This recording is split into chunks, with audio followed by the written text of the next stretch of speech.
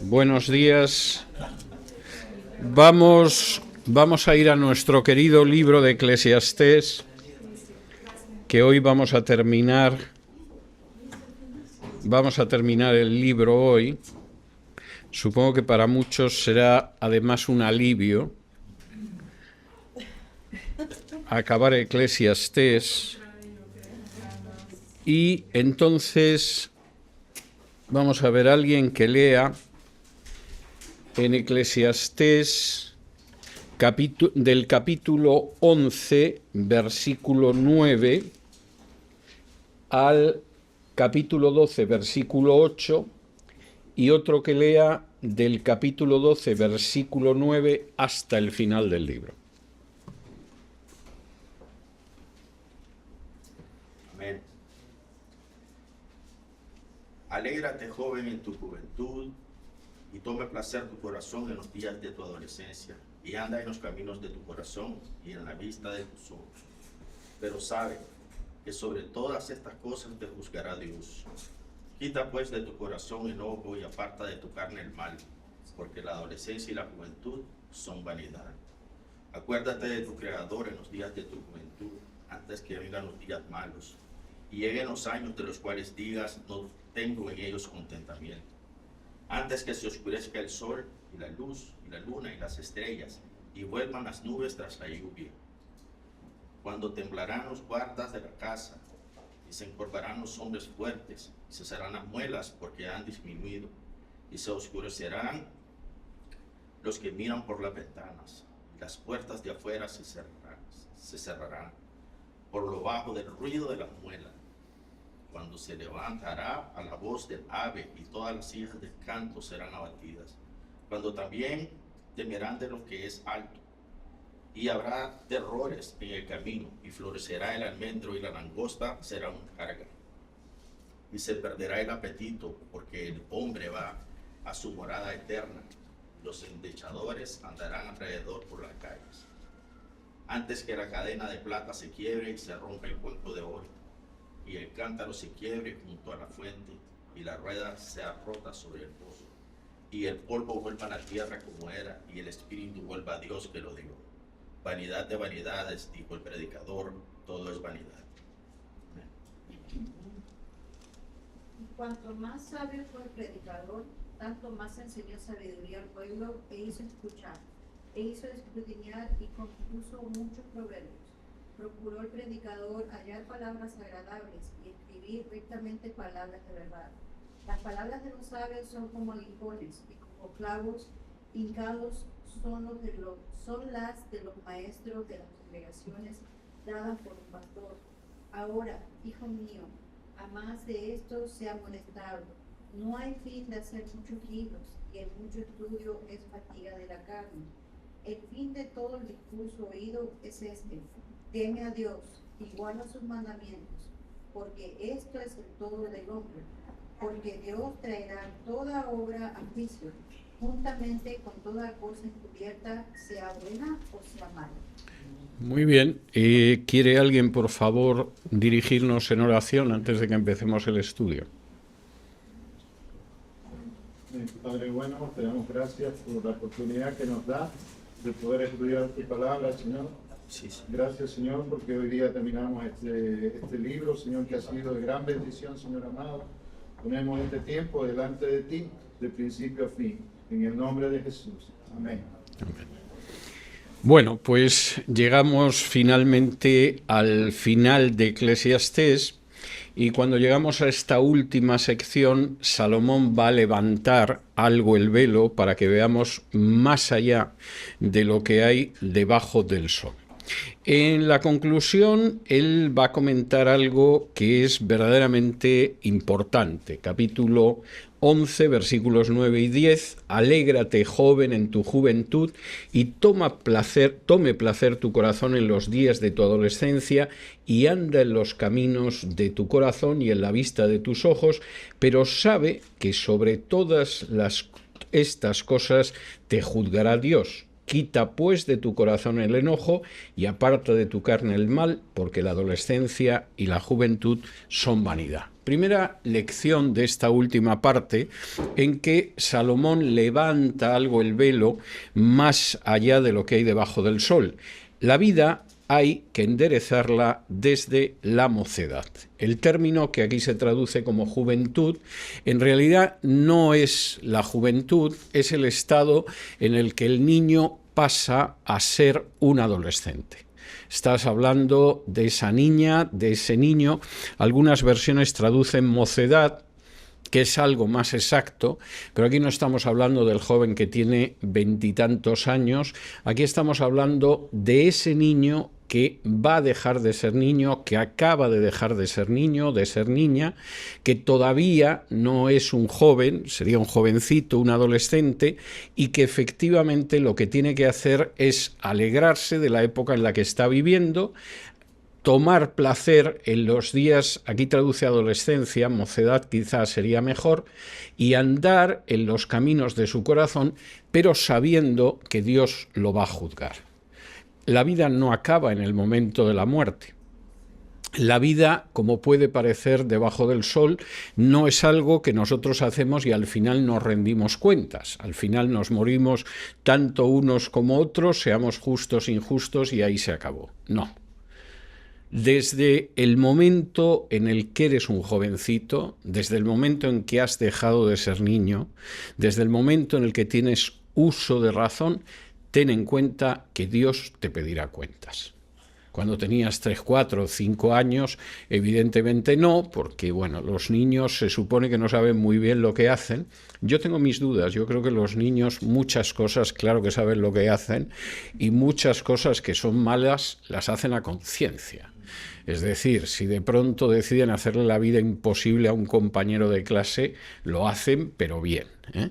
Posiblemente no son conscientes de las últimas consecuencias, pero bueno, la gente que ordena invadir o bombardear países seguramente tampoco es consciente de las últimas consecuencias. Pero aquí está hablando de que efectivamente hay un momento en que sales de esa infancia y entras en la pubertad, aunque todavía no seas un adolescente. Bueno, pues ten en cuenta desde entonces que efectivamente tú vas a rendir cuentas de lo que hagas en esta vida.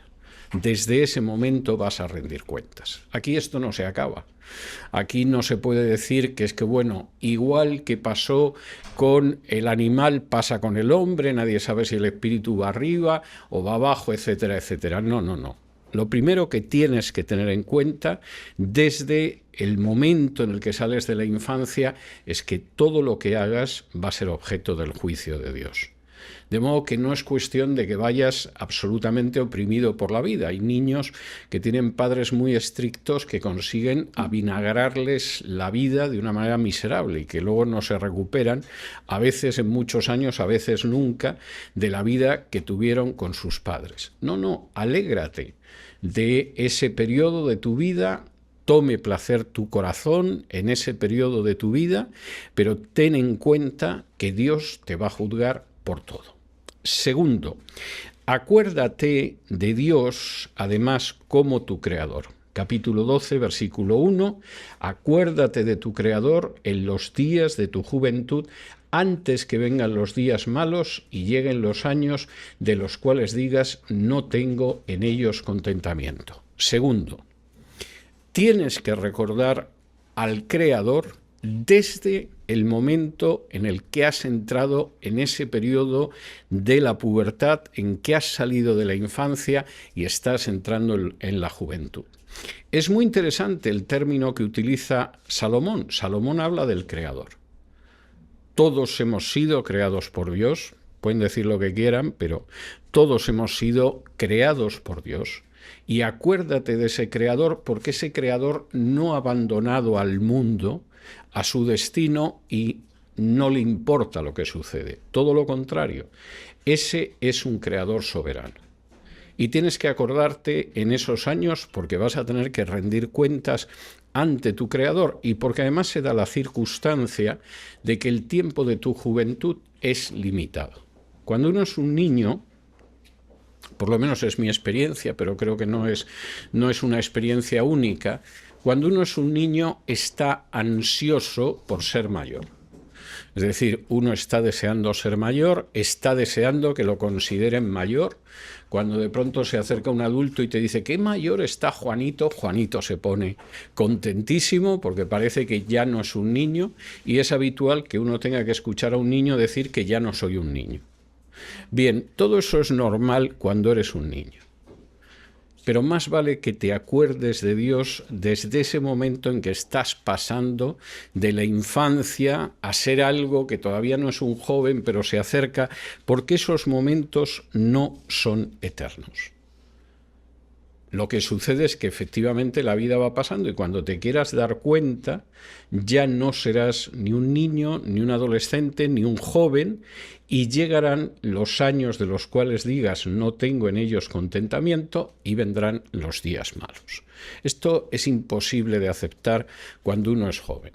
Es más, los años duran una eternidad. Yo me acuerdo cuando era niño y los años se me hacían eternos. Vamos, entre Navidad y Navidad a mí me parecía que había pasado un siglo. Ahora se me pasan los años que no los veo. Es decir, este año se está acabando y parece que el 2024 empezó hace 2 semanas. Y a la gente de mi equipo, a pesar de que es bastante más joven que yo, les está empezando a pasar lo mismo, señal de que van ya por el camino de la vejez. Y efectivamente esto es así. Acuérdate cuando estás todavía en esa situación, porque van a llegar los días malos. ¿Y cómo son los días malos? Pues Salomón aquí utiliza un lenguaje poético en el que merece la pena que nos detengamos señal por señal, porque va mostrando realmente lo que es el deterioro del organismo. Y es bastante claro. Primero hay días malos, como dice el versículo 1, después, como dice el versículo 2, versículo 2, antes que se oscurezca el sol y la luz y la luna y las estrellas y vuelvan las nubes tras la lluvia. Bueno, aquí va a haber un momento en que muy posiblemente tu vista va a ser peor. Es decir, no es que se oscurezca el sol, la luna y las estrellas, es que vas a ver peor. Y por supuesto en una época como la de Salomón, si además tenías, ya no digo miopía o cualquier otro defecto de la vista, si te salían cataratas acababas ciego. Las cataratas no se podían operar y evidentemente en un momento determinado no veías ni la luz, ni la luna, ni cosa parecida. Versículo 3, cuando temblarán los guardas de la casa y se encorvarán los hombres fuertes y cesarán las muelas porque han disminuido y se oscurecerán los que miran por las ventanas. Los guardas de la casa, que son los brazos, pues evidentemente los brazos dejan de tener esa fuerza que tenían antes. Para mucha gente que llega a la ancianidad, los brazos y las manos empiezan a temblar, es algo que hemos visto en muchísimos ancianos. Las piernas, que son esos hombres fuertes que nos sostienen, se encorvan, no son las piernas que teníamos antes y que eran fuertes, sino que nuestras piernas se doblan y a veces parece que no sostienen muy bien el peso de lo que llevan encima. Se cae la dentadura, cesarán las muelas porque han disminuido. Es decir, de pronto nuestros dientes se van cayendo y es más difícil masticar. Cada vez que yo voy al dentista me dice que estoy estupendo para mi edad, me da pavor lo que eso significa, porque yo ya no sé las piezas dentarias que he perdido, y sin embargo se empeña en consolarme y en decirme que está muy bien para mi edad. Yo cada vez que oigo que algo está muy bien para mi edad me echo a temblar, porque digo, a saber a la vuelta de X años cómo supuestamente estaré. Hace 2 o 3 semanas estaba con el médico y después de que miran mis constantes vitales, están muy bien, para su edad, por supuesto. Y le dije, bueno, ¿usted cree que puedo vivir 10, 20 años más? Y me dijo, 40, usted puede vivir 40 años más. Y yo en ese momento pensé, ¿Y cómo voy a llegar dentro de 40 años? Porque claro, a mí la idea de vivir así prolongadamente a estas alturas no me hace mucha ilusión, y sobre todo quisiera saber cómo va a llegar el vehículo, porque evidentemente esa es la historia. Y como dice aquí, y es bastante claro este versículo 3, pues resulta que las muelas han disminuido y se oscurecerán los que miran por las ventanas. Nuestros ojos se oscurecen en muchísimos casos. Tenemos unas ventanas, que son estos huecos dentro del cráneo, pero los que miran por las ventanas, que son los ojos, se oscurecen. No solamente eso, versículo 3 habla de ello, versículo 4, y las puertas de afuera se cerrarán por lo bajo del ruido de la muela, cuando se levantará la voz del ave y todas las hijas del canto serán abatidas. Esto es muy bonito. Las puertas de afuera se cerrarán. ¿Y por qué se cerrarán? Por lo bajo del ruido de la muela. ¿Han visto ustedes ancianos así? Que efectivamente la boca, en vez de tenerla como nosotros, está así, porque los que hacen el ruido de la muela, que son las piezas dentarias, han ido desapareciendo. Entonces el anciano anda así. Y bueno, pues hay un momento en que efectivamente las puertas de afuera se cierran por lo bajo del ruido de la muela. En otras palabras, la boca la tienes totalmente comprimida porque los que molían o las que molían han ido desapareciendo. Y además, y esto es algo tremendo, se da la circunstancia de que vas a dormir mal. Como dice aquí, cuando se levantará a la voz del ave. Cuando eres joven duermes como un tronco, los niños igual, parece que puede haber un terremoto, pero duermen de una manera tremenda, pero tú llegarás a un momento en que, pasa un pajarito e inmediatamente te despiertas y luego es difícil volver a conciliar el sueño. De pronto te vas a levantar a la voz del ave, qué tremendo, ¿eh? Pasa y hace... Te despiertas en medio de la noche y se acabó seguir durmiendo. Llegará un momento en que vas a sufrir insomnio y te vas a despertar con cualquier cosa. Y además, y esto qué tremendo es, todas las hijas del canto serán abatidas.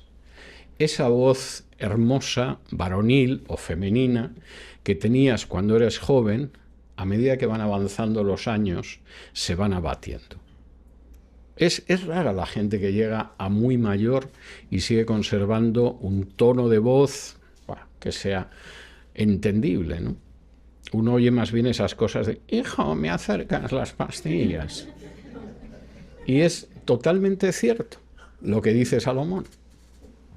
Va a llegar un momento en que vas a ver cómo efectivamente las puertas de afuera se cierran porque los dientes se han caído, en que vas a tener problemas para no despertarte con cualquier cosa y además tu voz va a caer. No solo eso, versículo 5.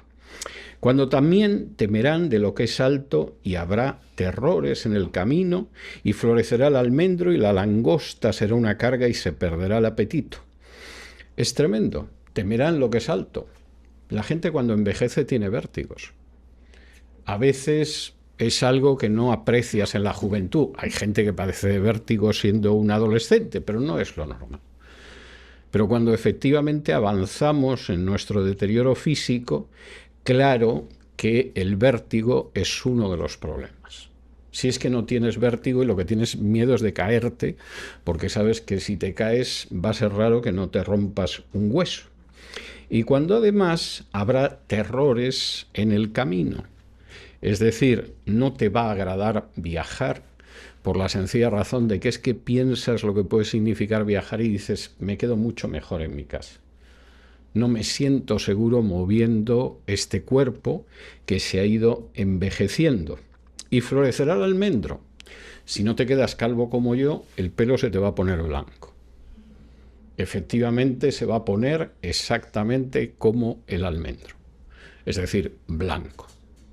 Tu pelo se pondrá blanco y la langosta será una carga vas a tener verdaderamente serios problemas sexuales y perderás el apetito. Esto es un panorama terrorífico, pero se corresponde con realidades. ¿Por qué? Segunda parte del versículo 5. Porque el hombre va a su morada eterna y los endechadores andarán alrededor por las calles. Porque en un momento determinado te vas a morir y efectivamente habrá gente que dirá aquello de qué bueno era, etcétera, etcétera, que se suele decir con todos los difuntos, aunque fueran unos verdaderos hijos de Satanás. Y esto sucede, versículo 6, esto te sucederá antes que la cadena de plata se quiebre y se rompa el cuenco de oro, un segundito, y el cántaro se quiebre junto a la fuente y la rueda sea rota junto al pozo. Esto sucederá hasta aquel momento en que efectivamente la vida se acabe. Las imágenes de la cadena de plata que se rompe y el cuenco de oro indica el final de la vida, muy posiblemente una referencia al corazón que deja de funcionar y que en un momento determinado, pues ese cuenco de oro que es el corazón no funciona. El cántaro es la misma idea. El corazón hasta ese momento te ha ido bombeando la sangre, la ha ido llevando, pero se acabó. En un momento determinado el corazón falla y la rueda se ve rota junto al pozo. Hay toda una descripción muy poética, pero no por eso menos terrorífica que lo que efectivamente, de lo que efectivamente es ese deterioro del ser humano. ¿Y qué sucede entonces? Versículo 7. Y esto es algo que hasta ese momento Salomón no había tocado. Cuando sucede eso, cuando después de un proceso mayor o menor, más profundo, menos profundo de deterioro, se da la circunstancia de que morimos, hay gente que ve a un animal muerto y a un ser humano muerto y que dice, no está nada claro que el espíritu del hombre vaya hacia arriba y el espíritu del animal vaya hacia abajo. Aquí se han muerto igual. Salomón dice, el polvo vuelve a la tierra como era, pero el espíritu vuelve a Dios que lo dio. Esto no se acaba aquí. No es cierto, como se podría pensar debajo del sol, que lo mismo se muere un animal que un hombre. Ciertamente el cuerpo muere. Ciertamente el cuerpo de un perro o el de un ser humano en un momento determinado se convierten en algo parecido al polvo y regresan al polvo. Pero sí hay una diferencia en el ser humano, y es que el espíritu vuelve al Dios al que lo dio. Vanidad de vanidades, todo es vanidad, que es lo que querría decir. Pero a continuación, en esta idea de acuérdate porque Dios te va a pedir cuentas, porque precisamente por eso cuando estás en la infancia, saliendo de la infancia, deberías tener todo esto en cuenta, porque todo lo que hagas Dios lo va a juzgar, porque al final el espíritu regresa a Dios, no es algo que va a la tierra, como en el caso de los animales. Precisamente por eso, a continuación se describe qué pasó con el predicador. El predicador, que era Salomón, que tuvo una época al final de su vida en que las mujeres paganas que tenía lo llevaron por el mal camino, pero que parece, por lo que indica el libro de Eclesiastés, que en algún momento decidió enmendarse y volver, además mucho más maduro y más sabio, a ese deseo de sabiduría que tenía en su juventud. Y dice lo siguiente que es muy importante. El predicador no dejó de trabajar al final de su vida. Yo hay veces que sinceramente me apetece jubilarme, pero luego me pongo a pensarlo y digo, me voy a morir de asco si realmente dejo de trabajar, porque realmente no sé lo que sería capaz de hacer. Bueno, pues él tenía una idea muy clara, y es que efectivamente no dejó de trabajar. Versículo 9, cuanto más sabio fue el predicador, tanto más enseñó sabiduría al pueblo, e hizo escuchar, e hizo escudriñar, y compuso muchos proverbios. Primera cuestión, el predicador, que ya era un hombre anciano, que recordaba cuando había empezado a ser rey en Jerusalén, que recordaba la enorme vanidad de pretender ser sabio y al final no serlo, que recordaba también la inmensa vanidad de pensar que se podía obtener un placer perfecto en esta vida. Cuanto más sabio fue viendo estas cosas, más decidió enseñar sabiduría al pueblo.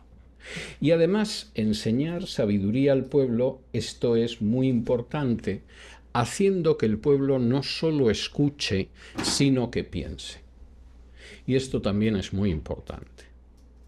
La labor del sabio, que efectivamente enseña, intenta, procura, desea que la gente piense. Hay gente que confunde ser un maestro con que yo lanzo desde aquí una serie de cosas, la gente las repite como si fueran loros y entonces me siento muy satisfecho porque fundamentalmente ya repiten lo que yo les he dicho. Pero el sabio nunca actúa así. Ese es un falso sabio. El sabio pretende que la gente reflexione y que sepa lo que hace. Y esto es enormemente importante. No solo quería que la gente escuchara, quería que la gente escudriñara. Si efectivamente lo que nosotros vemos los domingos queda dentro de estas 4 paredes, no hemos avanzado apenas nada. La finalidad de la enseñanza es que todos nosotros sigamos escudriñando, pensando, reflexionando, aprendiendo y avanzando. Que efectivamente la Escritura nos impulse en esa dirección. Y esa es la finalidad de la sabiduría. Si realmente cuando acaba cualquiera de estas exposiciones ustedes salen a la calle, no vuelven a abrir la Biblia en toda la semana, bueno, en el culto que hay a las 12, pero después de eso no la vuelven a abrir en toda la semana, hemos avanzado muy poco. Porque la finalidad del sabio no es transmitirles unos dogmas para que se los aprendan y los repitan como si fuera un mantra de los Hare Krishna, ¿no? Que van tocando el tambor y diciendo Hare Krishna, etc. No. Hay gente que piensa que sí, pero es un gran error. La finalidad del predicador es que ustedes escuchen y, al mismo tiempo que escuchan, lo que hagan sea escudriñar y pensar. Y esto es algo tremendamente importante. El predicador, como además se da la circunstancia de que quería que la gente aprendiera eso, compuso muchos proverbios, versículo 10, y procuró el predicador hallar palabras agradables y escribir rectamente palabras de verdad. La idea es que efectivamente la verdad se transmita. Si no transmitimos la verdad, puede tener una utilidad quizá para nosotros como individuos, pero la estamos cerrando dentro del salero en vez de ser sal para toda la tierra, como quiere nuestro Señor Jesús. Y eso es algo tremendamente importante. ¿Y por qué? Pues porque la verdad guía. Versículo 11.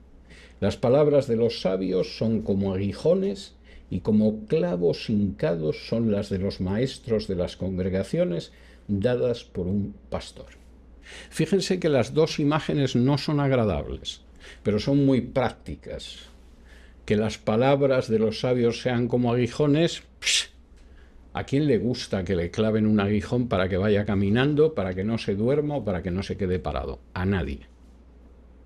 Pero realmente las palabras de los sabios son como aguijones. ¿A quién le gustaría que le clavaran un clavo, que le hincaran un clavo? A nadie. Pero como clavos hincados son esas palabras de los maestros de las congregaciones. La idea, efectivamente, de la enseñanza es que nos aguijonee y que además se nos quede clavada como se queda clavado un clavo que clavamos en una puerta o en un muro. Esa es la finalidad de la enseñanza, porque la verdad guía y es algo muy importante. Ahora bien, esto hay que tomarlo también de una manera correcta. Versículo 12. Ahora, hijo mío, a más de esto sea amonestado, no hay fin de hacer muchos libros y el mucho estudio es fatiga de la carne. No pienses que en esta vida se adquiere toda la sabiduría del mundo. Cuando yo era jovencito, tenía la idea bastante estúpida, sobre todo supongo que bastante ingenua, de que no andaba tan lejos de tener la sabiduría completa. Es decir, evidentemente no la tenía. Pero si me aplicaba y me dedicaba a fondo, esto estaba a pocos años de distancia. Por supuesto, yo estaba muy equivocado. Y aquí el predicador lo recuerda. Mira, te voy a dar una amonestación. No hay fin de hacer muchos libros. La sabiduría está, una parte de la sabiduría está en los libros, pero eso no tiene fin. No creas que porque leas mucho o escribas mucho tienes sabiduría. Estás equivocado. Yo he publicado más de 200 libros y tengo la idea de que estoy más lejos de la sabiduría de lo que yo pensaba cuando tenía 40 y tantos años menos. Solo que entonces no lo sabía y ahora no tengo la menor duda de ello. No hay fin de hacer libros. Te puedes pasar esta vida, la siguiente y otra más, y no acabarías de escribir libros sobre determinados aspectos de la sabiduría. Tenlo en cuenta, hijo mío. Tienes que buscar la sabiduría es útil. El sabio hace un buen papel, hace que la gente no solo escuche, sino que reflexione y piense. Pero no hay finalidad para esa sabiduría. Y además, el mucho estudio es fatiga de la carne. Lo puedo asegurar. Es decir, aunque estudies mucho, aunque sigas profundizando, es algo fatigado. Hay gente, supongo que por eso tienen cierto éxito, que deciden resumir la vida espiritual en 5 o 6 pavadas. Y digo pavadas porque son pavadas. Es decir, yo conozco predicadores, sobre todo de mucho éxito, que repiten media docena de estupideces, y como efectivamente eso hace que la gente se crea que son sabios si repiten esa media docena de estupideces, tienen un enorme éxito.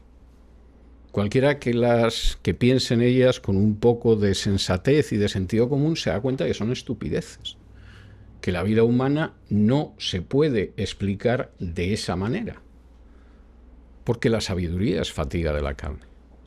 Pero precisamente porque son estupideces, porque aparentemente las puedes repetir hasta el más tonto, y porque además te han dicho que es la clave de la existencia, tienen un éxito enorme.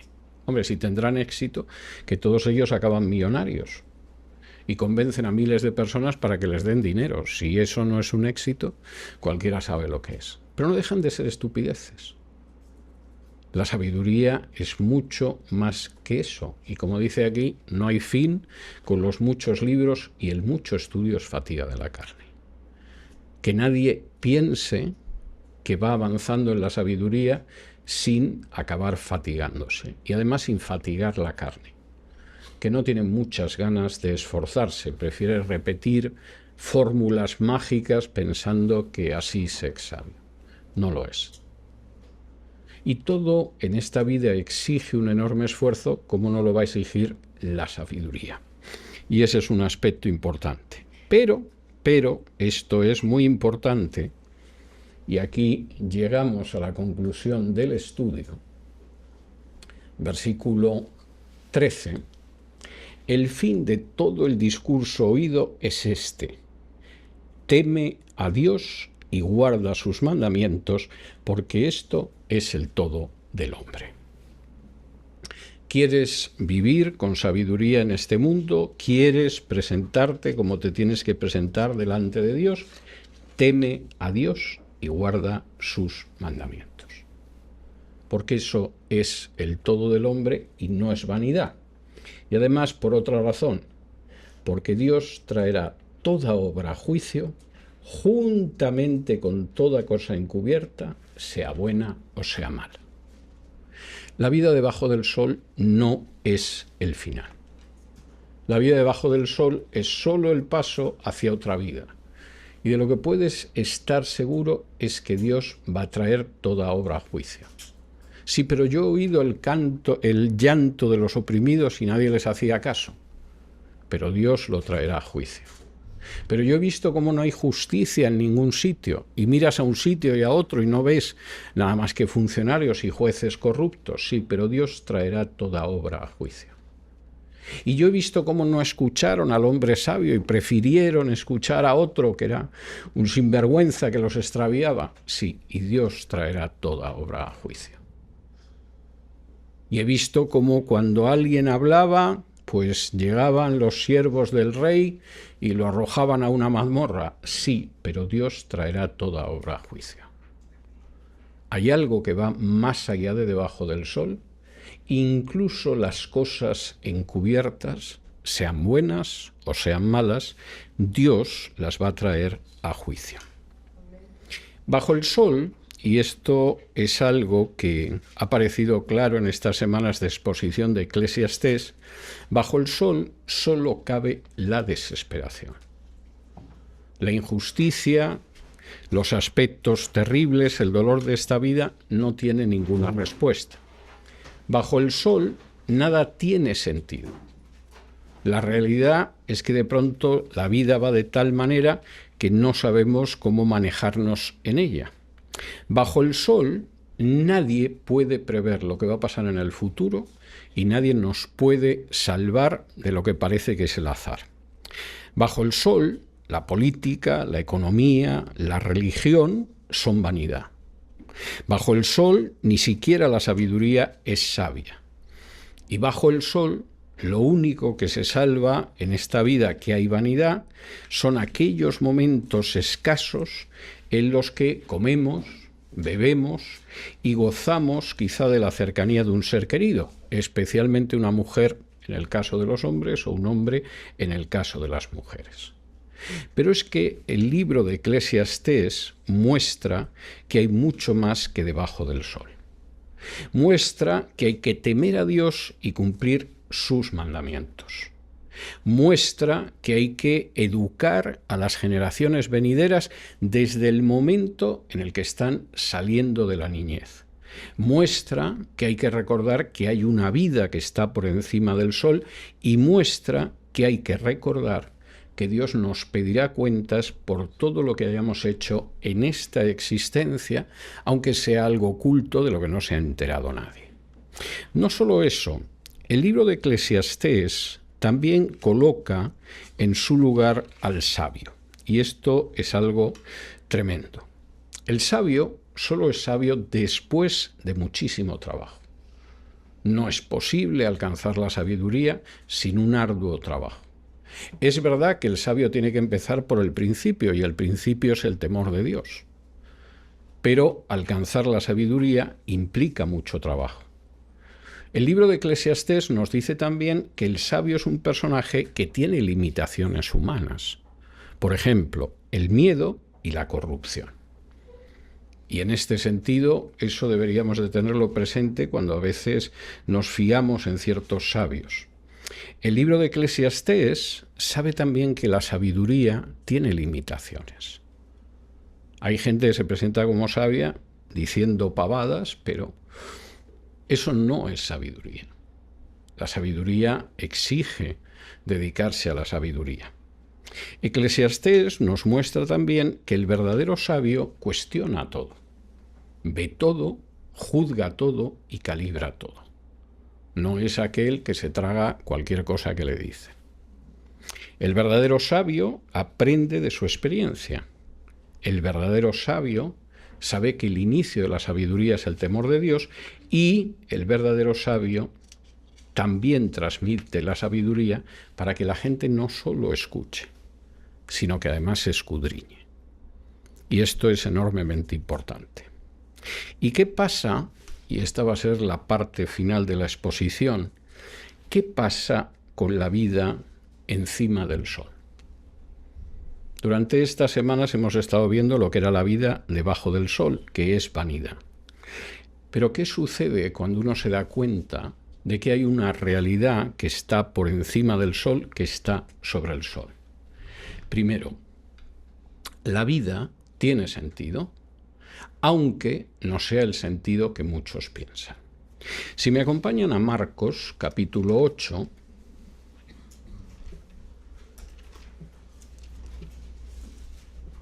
Marcos 8,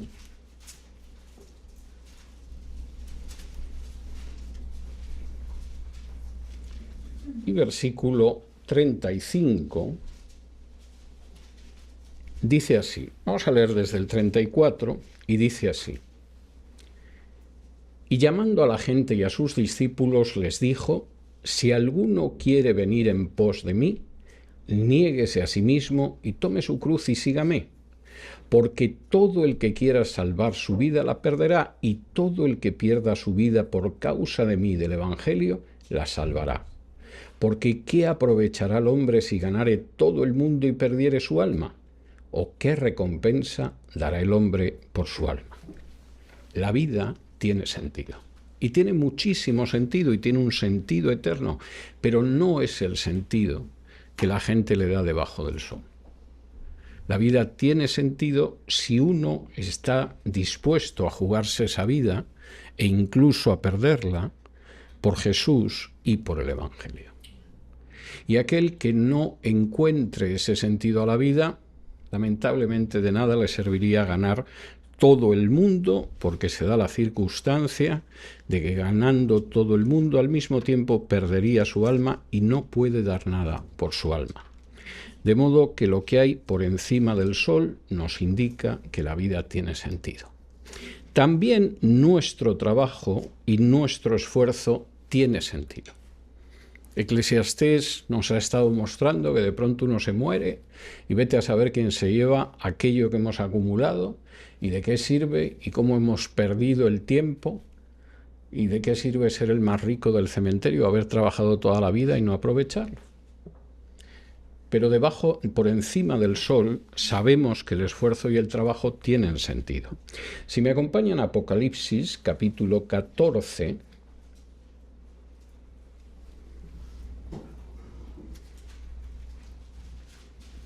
Apocalipsis, capítulo 14 y versículo 13, dice así en Apocalipsis 14, 13. Oí una voz que desde el cielo me decía: escribe, bienaventurados de aquí en adelante los muertos que mueren en el Señor. Sí, dice el Espíritu, descansarán de sus trabajos porque sus obras con ellos siguen. Es algo tremendo. El Espíritu le muestra una voz desde el cielo, le dice a Juan: escribe esto porque esto hay que dejarlo consignado por escrito. Bienaventurados aquellos que han muerto en el Señor. No es igual morir en el Señor que no morir en el Señor, hay una diferencia inmensa. El Espíritu afirma que esos que han muerto en el Señor es verdad que van a descansar de sus trabajos, pero sus obras los siguen. Claro que tiene un sentido el esfuerzo y el trabajo.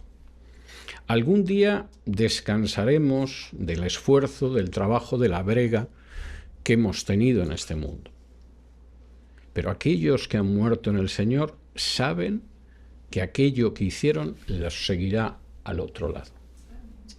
Y es algo tremendo. Claro que hay un sentido para el esfuerzo y el trabajo. También tienen un sentido y un trabajo los bienes, aunque sea algo totalmente distinto del sentido que le da la gente. Si me acompañan ustedes a la primera carta a Timoteo, capítulo 6, y versículos del 6 en adelante, dice así. Primera de Timoteo, capítulo 6, versículos del 6 en adelante. Pero gran ganancia es la piedad acompañada de contentamiento. Porque nada hemos traído a este mundo y sin duda nada podremos sacar. Así que teniendo sustento y abrigo estemos contentos con esto. Porque los que quieren enriquecerse caen en tentación y lazo y en muchas codicias necias y dañosas que hunden a los hombres en destrucción y perdición, porque raíz de todos los males es el amor al dinero, el cual, codiciando algunos, se extraviaron de la fe y fueron traspasados de muchos dolores.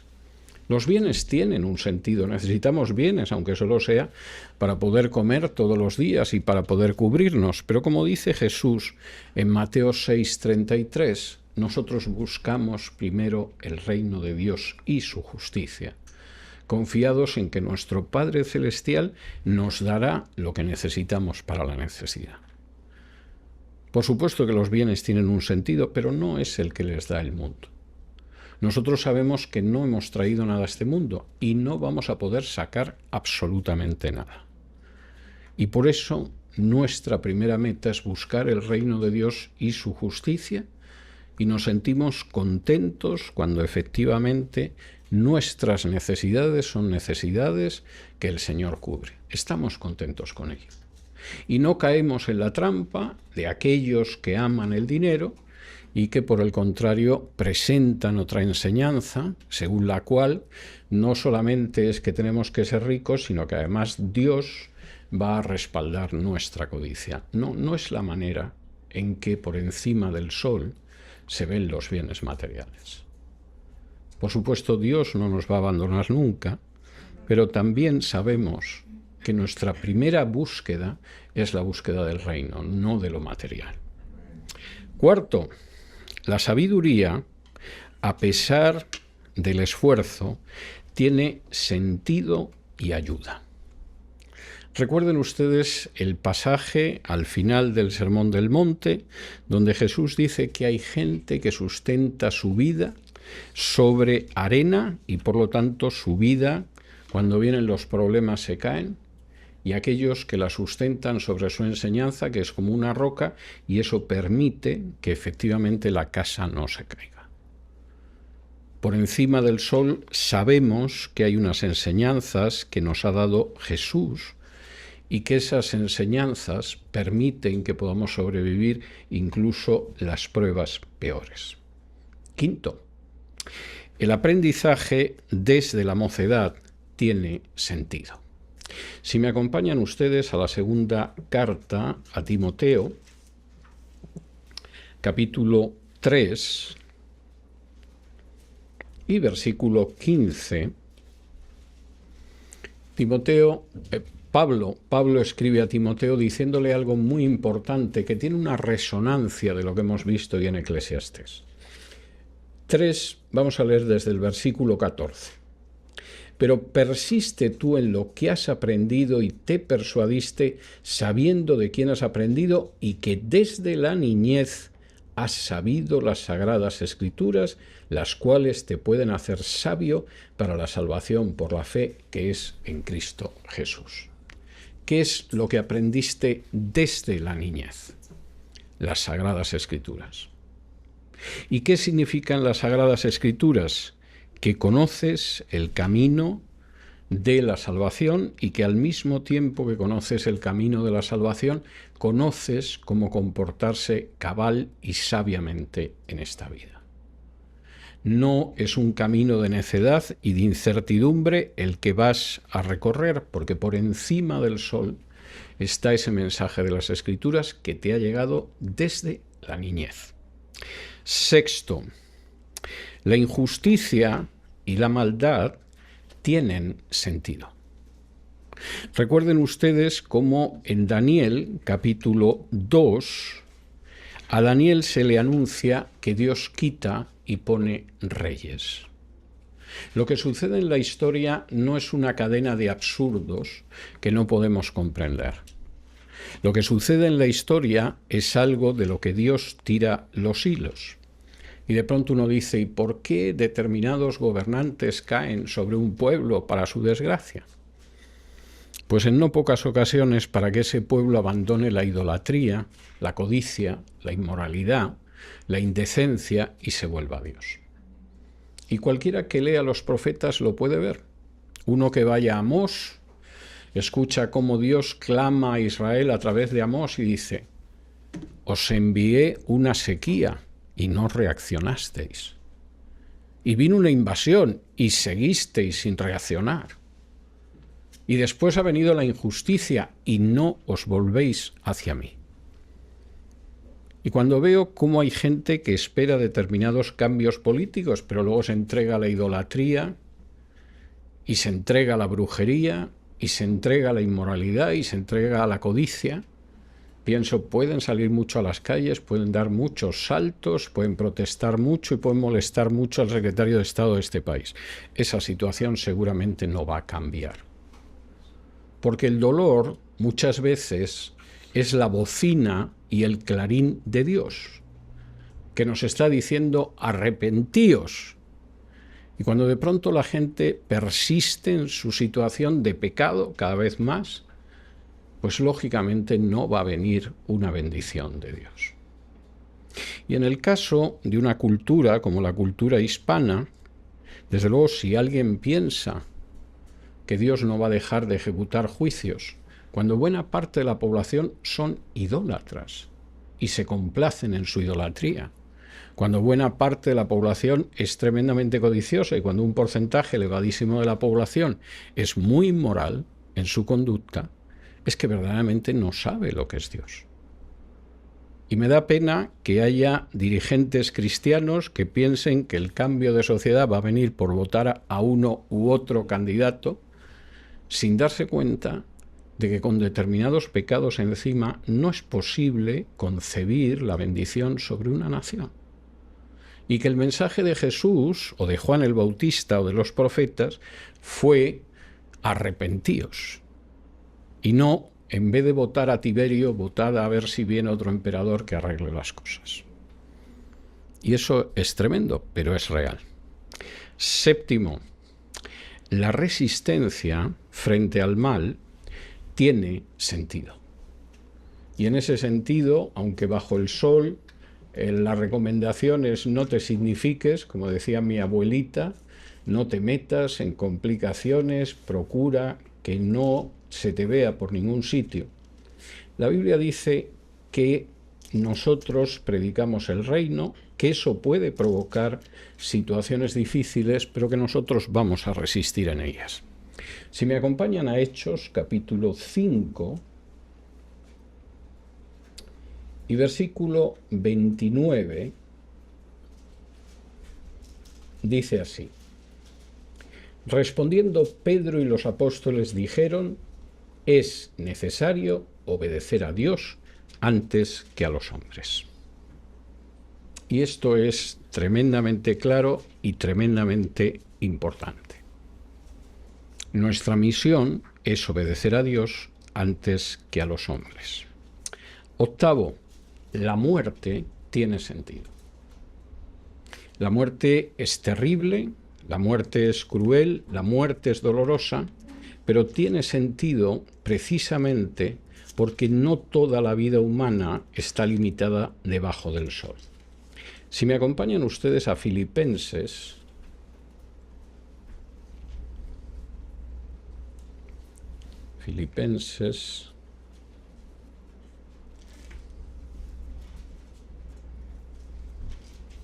capítulo 1,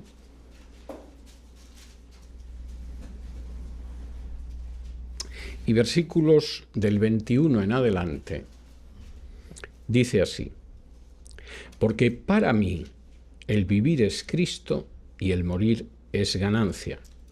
Mas si el vivir en la carne resulta para mí en beneficio de la obra, no sé entonces qué escoger, porque de ambas cosas estoy puesto en estrecho, teniendo deseo de partir y estar con Cristo, lo cual es muchísimo mejor, pero quedar en la carne es más necesario por causa de vosotros.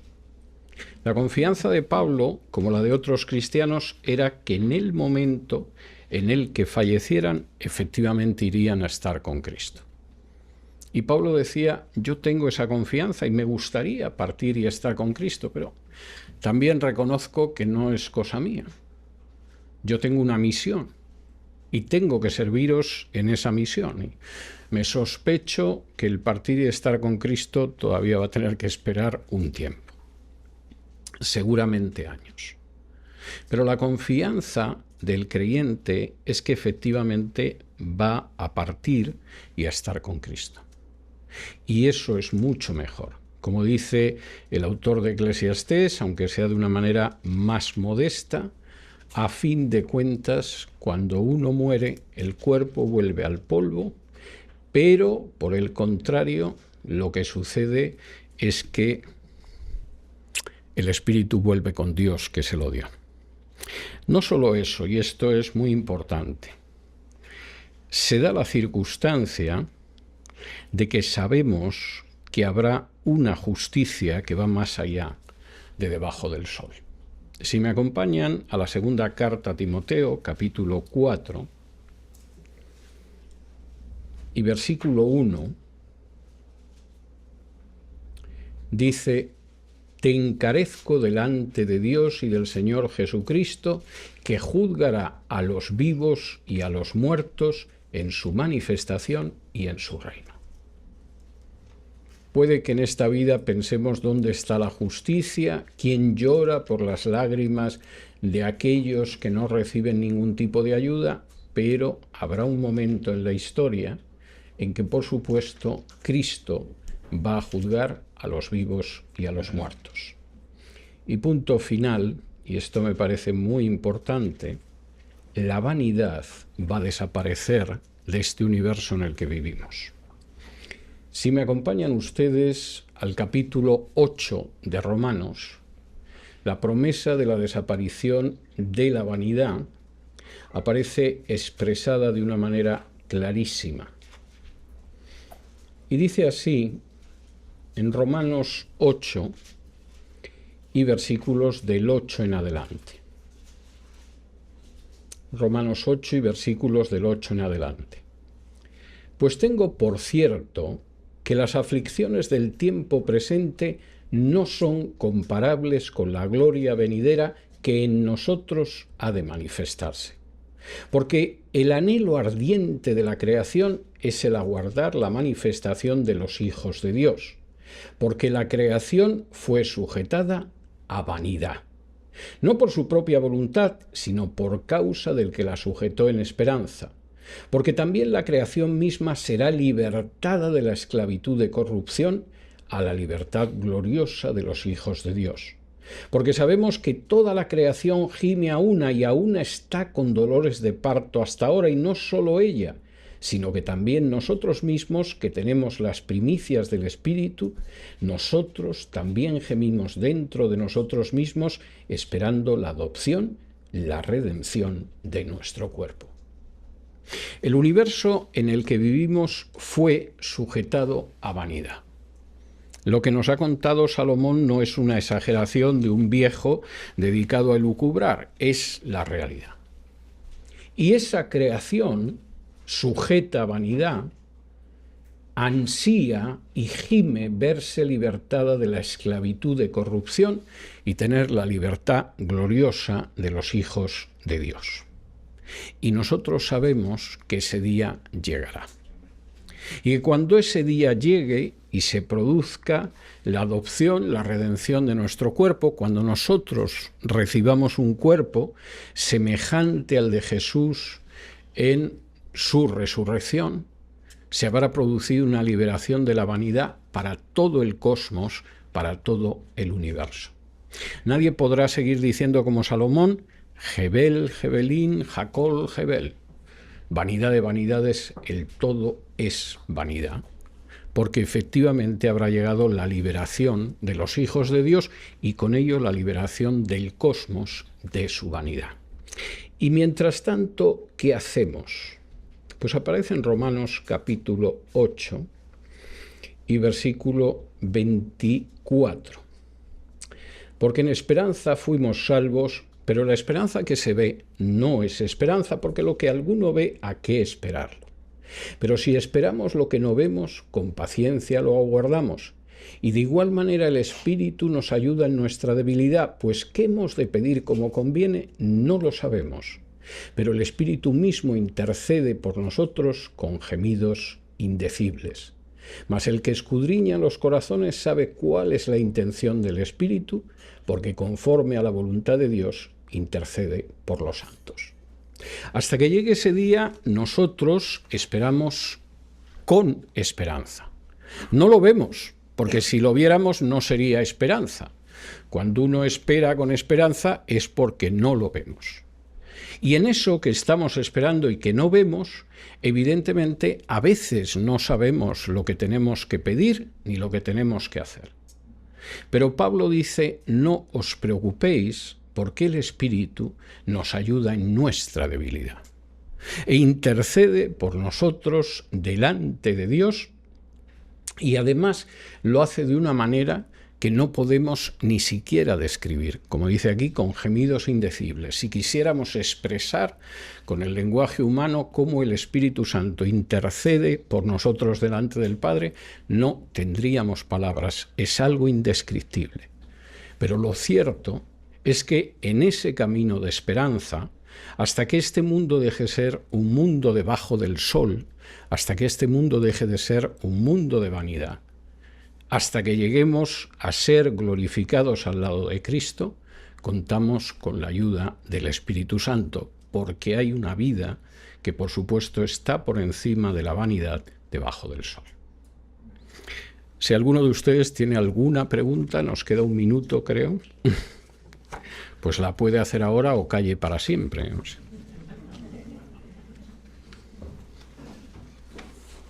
Bien, si no hay más preguntas, nosotros hemos terminado Eclesiastés, por si alguno se quedó dormido y no se ha enterado de que era el último estudio, y empezaremos la semana que viene las cartas a los Corintios, que nos van a llevar unos cuantos meses, pero vamos a ir viendo las cartas a los Corintios y vamos a ir viendo mucho de cómo funcionaba la iglesia primitiva. Muchísimas gracias por todo.